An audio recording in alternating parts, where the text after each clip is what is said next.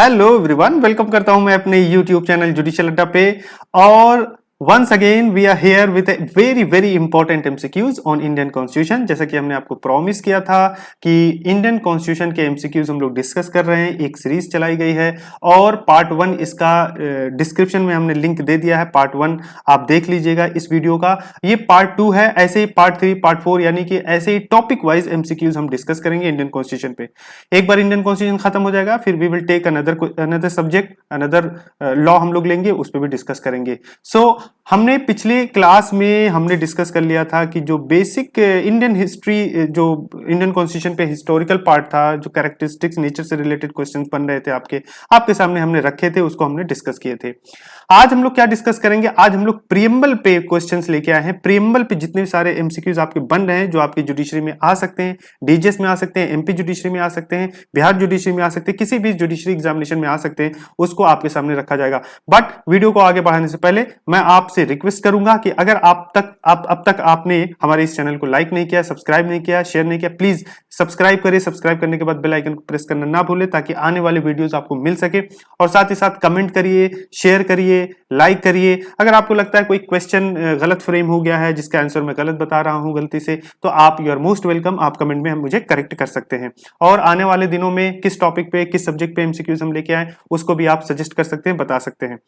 Judicial अड्डा के platform पे आपको स्टडी नोट्स मिल जाएंगे, लास्ट ईयर के एमसीक्यूज मिल जाएंगे, डाउट क्लियरिंग सेशन होते हैं हमारे यहाँ, ऑनलाइन लेक्चर्स होते हैं और live and recorded lectures you may get on any subject. Mock test facilities is also available. Judgement writing आपको मिलेंगे, लीडिंग केस लॉज आपको दिए जाएंगे। हर सब्जेक्ट पे लीडिंग केस लॉज अवेलेबल है हमारे यहाँ, आप ले सकते हैं।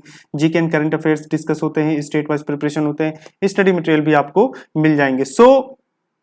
ये सब सारी चीजें आपको जुडिशियल अड्डा के प्लेटफॉर्म पे सारी चीजें अवेलेबल हैं। आप चाहें तो हमसे डिस्क्रिप्शन में जाके आप हमारे वेबसाइट पे विजिट कर सकते हैं, हमारे ऐप को इंस्टॉल कर सकते हैं, जुडिशियल अड्डा के ऐप को इंस्टॉल कर सकते हैं अपने प्रिपरेशन को एक्सिलरेट करने के लिए, बूम करने के लिए। तो आइए आगे बढ़ते हैं विदाउट वेस्टिंग योर टाइम। और सबसे पहले हम लोग फर्स्ट क्वेश्चन लेंगे। फर्स्ट क्वेश्चन में हम लोग ने देख रहे हैं यहाँ पे फर्स्ट जो क्वेश्चन है वो कह रहा है, which part of the constitution reflects the mind and ideas of the framers of the constitution. ये आइडियाज है, ये यहाँ पे आइडियाज है, आइडियाज ऑफ द फ्रेमर ये बोल रहे हैं।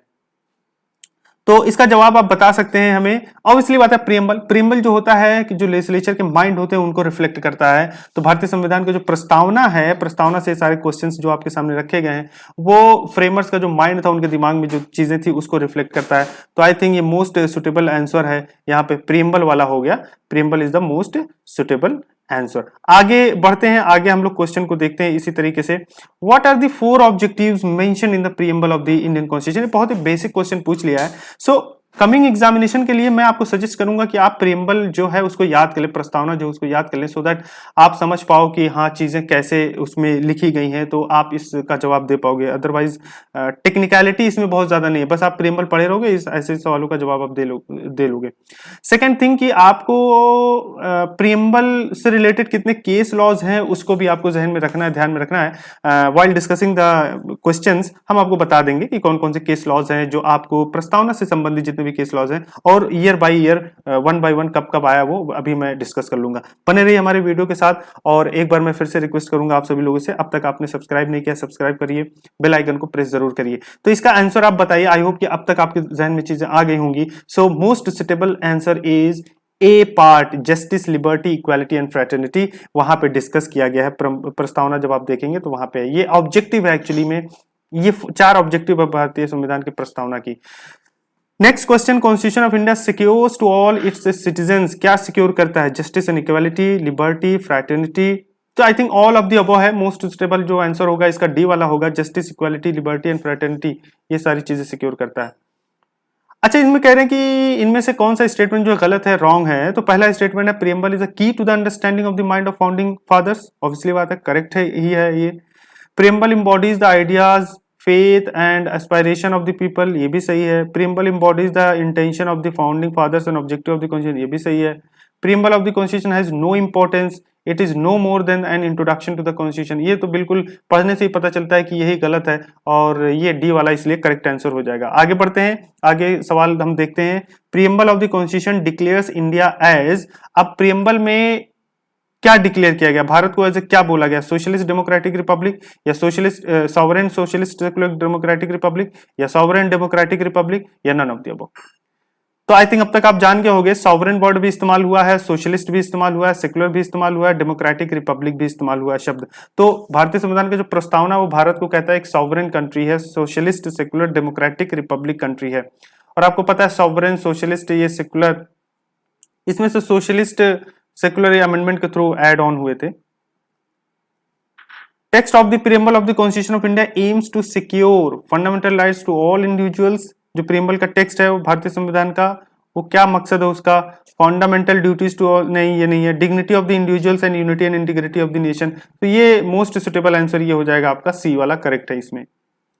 In case there is a conflict between the preamble and other provision of the constitution which will prevail over the other। तो ये भी क्वेश्चन आ जाते हैं। देखिए भारतीय संविधान का जो प्रस्तावना है और जो भारतीय संविधान में अलग जो और जो सारे प्रोविजन है, यानी कि आर्टिकल 1 2 3 4 से लेके जितने बाकी आर्टिकल थे 400 कुछ आर्टिकल्स हैं, मान लें कि उनमें कुछ ऐसी चीजें जो प्रीएम्बल से कॉन्फ्लिक्ट हो रही हैं, कॉन्ट्रडिक्ट हो रही हैं, तो कौन सा प्रिवेल करेगा, प्रीएम्बल विल प्रिवेल या अदर प्रोविजन प्रिवेल करेगा, both will go side by side, या interpretation of the supreme court will prevail. तो यहां पे आप ये मान के चलिए कि जो सारे अदर प्रोविजन है वो प्रिवेल करेगा, अदर प्रोविजन विल प्रिवेल, वहां पे अदर प्रोविजन प्रिवेल कर लेगा। solemn resolution in the preamble of our constitution is made in the name of, बताइए आप इसको।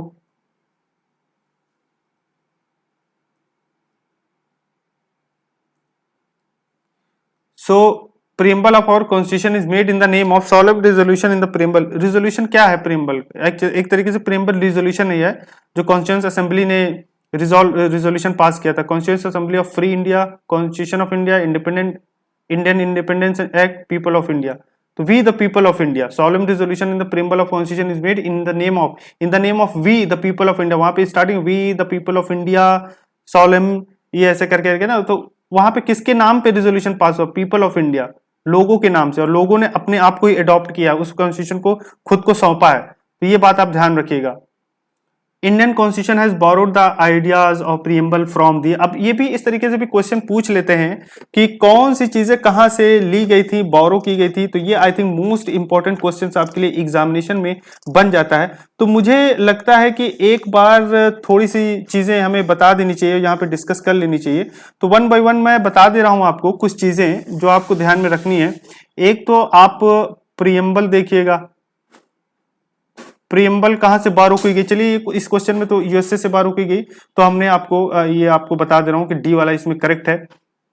ऐसे ही कुछ चीजें हैं, जैसे अगर आपसे पूछा जाए कि आपसे पूछ लिया जाए कि भाई फेडरल स्कीम जो है वो कहां से बारो किया गया, ठीक है। उसके बाद गवर्नर का ऑफिस, ऑफिस ऑफ गवर्नर ऐसे आप लिख लो, ऑफिस ऑफ गवर्नर, ये सब कहां से बारो किया गया। फेडरल जुडिशरी, फेडरल जुडिशरी ये कहां से बारो किया गया। इमरजेंसी प्रोविजंस ये कहां से बारो किया गया। ये सब सारी चीजें, तो ये सब सारी चीजें आप ध्यान रखिएगा कि ये गवर्नमेंट ऑफ इंडिया एक्ट से, गवर्नमेंट ऑफ इंडिया एक्ट 1935 से बोरो किया गया, ये बात आप ध्यान रखिएगा।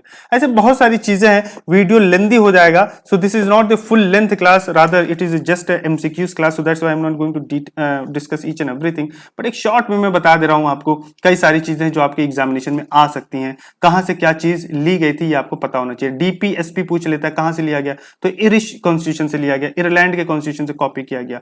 प्रेसिडेंशियल इलेक्शन जो कहां से वहां पे लिया गया, इरिश कॉन्स्टिट्यूशन से लिया गया। President nomination of members to Rajya Sabha by the president, ये वाला भी इरिश कॉन्स्टिट्यूशन से लिया गया। तो एक एक चीजें आप लोग इसको लिख सकते हो, डिस्कस याद करने के लिए, याद करने के एंगल से आप लिख सकते हैं। सो अगले क्वेश्चन पे हम लोग जाते हैं। इसका आंसर डी था, मैंने आपको बता दिया। सो यहाँ पे ये वाली चीजें सारी हटा देते हैं। नेक्स्ट क्वेश्चन पे हम लोग चलते हैं।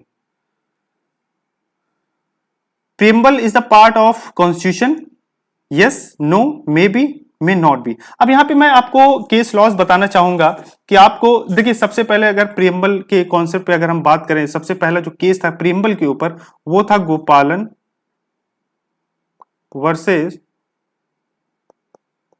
स्टेट ऑफ मद्रास, ये केस आया था 1950 में, जिसमें कहा गया था कि प्रियम्बल जो है वो कोर्ट ऑफ लॉ में इन्फोर्सिबल नहीं है। यानी कि आप समझिए कि ये कहा गया था प्रियम्बल जो है वो पार्ट नहीं है भारतीय संविधान का, इसलिए जो है कोर्ट ऑफ लॉ में ये इन्फोर्सिबल भी नहीं है। तो सबसे पहला केस गोपालन वर्सेस स्टेट ऑफ मद्रास, किस पे? प्रस्तावना पे, प्रियम्बल पे। उसके बाद दूसरा केस आया बेरुबारी का, बेरुबारी केस, ये आया था 10 साल बाद 1960 में। इसमें कहा गया कि प्रस्तावना जो है वो पार्ट नहीं है, इंडियन कॉन्स्टिट्यूशन का पार्ट नहीं है, इसमें कहा गया। उसके बाद इसके बाद केस आया केशवानंदा भारती का, आपको पता होगा, Kesavananda Bharati versus state of Kerala, ये आया 1973 में। यानी कि 10-10 साल के गैप में अमूमन आप याद कर लीजिए कि 1950 में पहला केस, उसके बाद 1960, 10 साल के बाद, फिर 10 साल के बाद यानी कि 13 साल के बाद 1973 में Kesavananda Bharati versus state of Kerala का केस आया था 1973 में। इसी में कहा गया था कि जो प्रस्तावना है वो इंडियन कॉन्स्टिट्यूशन का पार्ट है, इसमें यह कहा गया था। और भी एक केस लॉ है जो आई थिंक बहुत इंपॉर्टेंट नहीं, इसलिए मैं लिखने नहीं जा रहा हूं, मैं बता दे रहा हूं जबानी आपको। LIC of India versus consumer education and research centre case 1995 आया था, वो भी एक केस था। उसमें भी दोबारा यही कहा गया था कि हाँ भाई प्रस्तावना जो भारतीय संविधान का पार्ट है। तो ओवरऑल आज के दिन में अगर हम बात करें तो आप हमेशा जवाब ये दीजिएगा कि प्रियम्बल जो है भारतीय संविधान का पार्ट है, तो यहाँ पे ए आंसर हो जाएगा। आई होप कि आपको समझ में चीजें आ गई होंगी।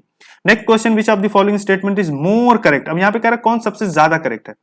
पहला कह रहा है preamble of the constitution is the part of the constitution and can be amended under article 368। ये बात सही है। देखिए भारतीय संविधान का प्रस्तावना पार्ट भी है, और अगर भारतीय संविधान का पार्ट है तो इसको अमेंड भी किया जा सकता है, जो कि आर्टिकल 368 अमेंडमेंट से संबंधित है। दूसरा कह रहा है preamble of the constitution is not a part of the constitution, ये तो बिल्कुल गलत हो गया, ये तो यहां पे बिल्कुल गलत ही हो गया। एक मिनट,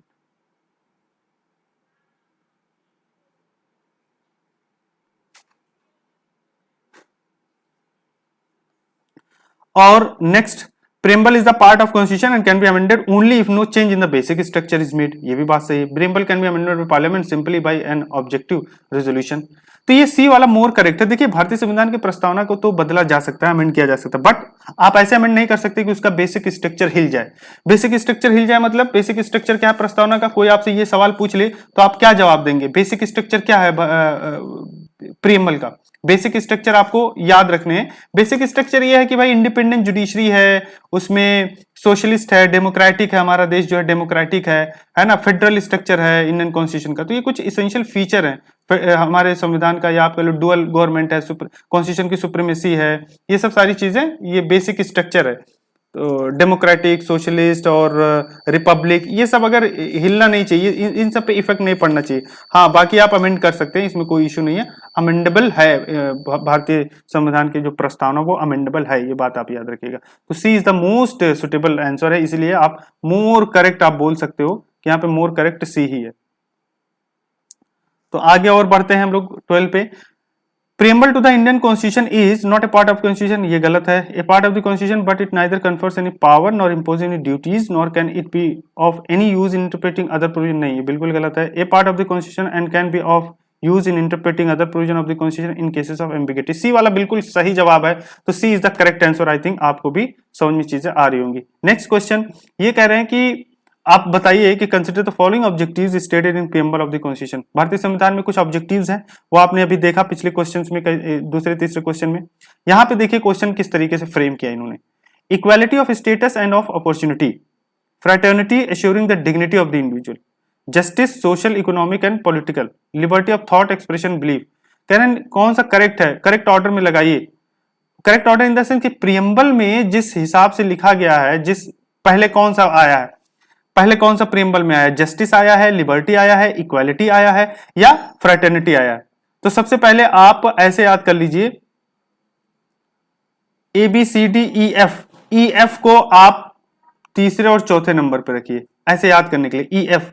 उसके बाद पहले नंबर पे जे है, उसके बाद एल है, J L A E F, ऐसे आप याद कर दो। तो जस्टिस, जस्टिस वाला ये यानी कि तीसरा, लिबर्टी, लिबर्टी यानी कि चौथा, तो 3 4 3 4 3 4 ये वाला है 3 4 है ना। उसके बाद इक्वालिटी, उसके बाद fraternity. So these are the objectives, these are the sequence in which the objectives have been put in the preamble of the Indian Constitution. So these are the things which you have to keep into your mind. इस तरीके से भी question आ सकते हैं, इस तरीके से भी वो पूछते हैं सीक्वेंस में, तो बच्चों को जनरली याद नहीं रहता. Preamble of constitution of India includes all the following except. अब प्रियम्बल में भारतीय संविधान के क्या क्या है? Equality of status, adult franchise, fraternity, justice. ये आई थिंक बी वाला है, ये तो बहुत ही आसान है, तो सब कोई बता लेगा, इसमें कोई कंफ्यूजन नहीं होना चाहिए. और देख लेते हैं. Which of the following is correct about the preamble of constitution of India? It was adopted after adoption of operative articles of constitution. तो यहाँ पे ए सही है, ये वाला सही है, इसमें ज्यादा टाइम नहीं दूंगा मैं. Which among the words appears first in the preamble to the constitution of India? अब देखो, आपसे हमने कहा था कि सबसे पहला प्रियम्बल में कौन सा आ रहा है, कौन सा शब्द इस्तेमाल हो रहा है सबसे पहले? तो जस्टिस, उसके बाद लिबर्टी, उसके बाद ई इक्वालिटी, उसके बाद एफ फ्रेटर्निटी. सो पहले नंबर पे क्या आएगा? जस्टिस, उसके बाद लिबर्टी, उसके बाद इक्वालिटी, उसके बाद फ्रेटर्निटी. ये 1 2 3 4 इस तरीके से. तो ये भी याद करने की चीज है, इस तरीके से भी क्वेश्चन पूछ लेते हैं. सो आई होप प्रियम्बल पे we have done up to 16 question. और चूंकि वीडियो ज्यादा बड़ा हो रहा है, ज्यादा लेंदी हो रहा है, सो वीडियो को छोटा करने के लिए हम लोग यहीं रुकते हैं. और आगे भी प्रियम्बल पे जो इसका थर्ड पार्ट आएगा, सेकंड पार्ट था, थर्ड पार्ट जो वीडियो आएगी प्रियम्बल पे ही आएगी. अब भी प्रियम्बल पे बहुत अच्छे अच्छे क्वेश्चन हमारे पास हैं. तो आई होप कि आज की वीडियो आपको समझ में आई होगी. Thank you so much. Once again I request you, अब तक आपने अगर हमारे चैनल को सब्सक्राइब नहीं किया है, सब्सक्राइब करिए, लाइक करिए, शेयर करिए, कमेंट करिए आपको और सारे कौन से क्वेश्चन चाहिए और किस सब्जेक्ट पे क्वेश्चन चाहिए, ताकि हमें पता चल पाए कि आप जो है आपको ये वीडियोस अच्छे लग रहे हैं और हमारे एफर्ट्स खराब नहीं जा रहे हैं, हमारे टाइम वेस्ट नहीं हो रहा है और आपकी यूजफुल के लिए सारी वीडियोस है, हमें ये पता चल पाए. सो हमें मोटिवेट करने के लिए लाइक कर सकते हैं, कमेंट करिए जितना आपसे हो सके. Thank you so much for devoting your valuable times.